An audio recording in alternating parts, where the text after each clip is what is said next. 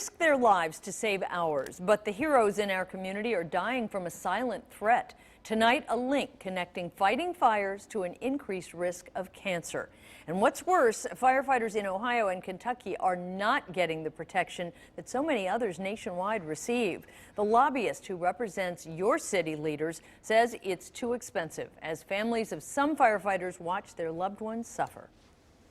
Make sure you turn the treatment field on. This is one of the ways Everything should be a go. Yep. Mike Palumbo is fighting. And I am back on therapy then. The toughest battle of his life. And basically, this device generates a field at 200 megahertz. He has glioblastoma. It's magnets, and it goes through my head to stop the cancer cells from spreading. An aggressive form of brain cancer.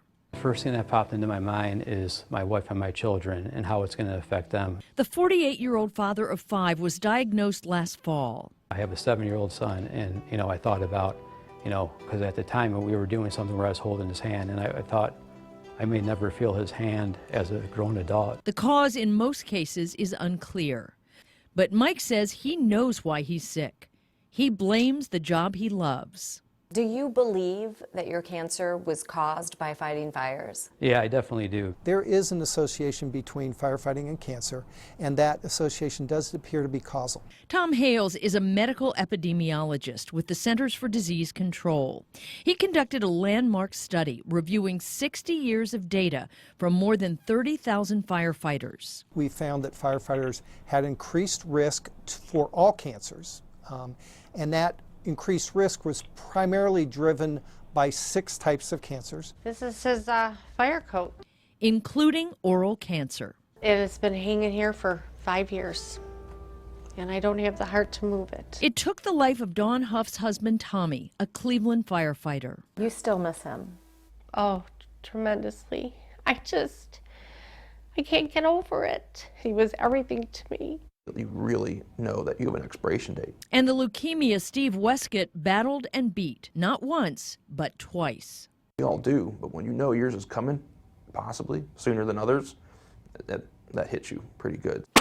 9 on Your Side's sister station, WEWS, found there's more, a lot more evidence than just Dr. Hale's data. We found study after study connected fighting fires to an increased risk of cancer. Studies done around the globe and here in the U.S. The types of cancers varied, the results always the same.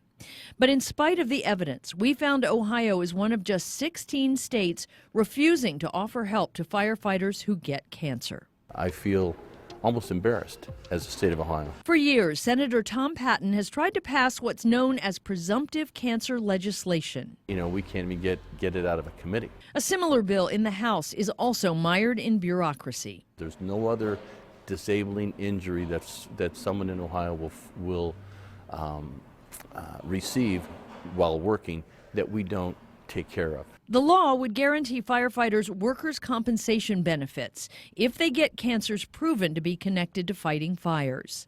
Benefits that would allow them to take time off without using up their sick days. And full medical coverage, something they don't get now. The bills are astronomical. Ohio firefighter Mark Sally says his fellow firefighters held a benefit to raise money when he battled lymphoma.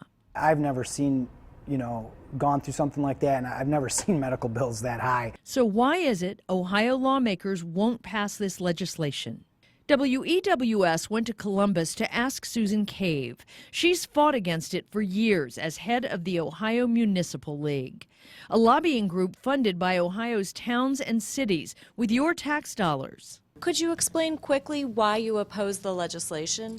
One of the things was that we heard it was going to cost a good bit of money. She's right. The state estimates the costs could be as high as $75 million a year. Firefighters are getting sick doing their jobs. Aren't we obligated to pay the bills? You're being obnoxious about all this. And I said I had an appointment to keep. I am trying to get out of here. If they need a face to put to it, I'm willing to be that face. So I'm on battery power right now. Mike says just his magnetic device costs $23,000 a month.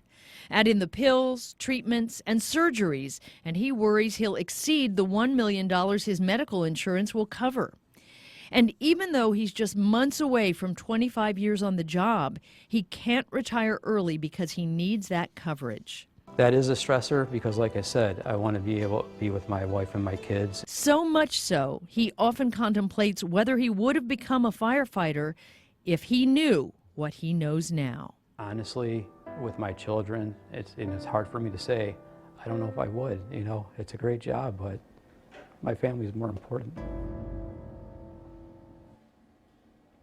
Senator Patton's bill will get another look over in committee next week, but there's no timeline for a vote. You can see the history of past bills that failed on WCPO.com.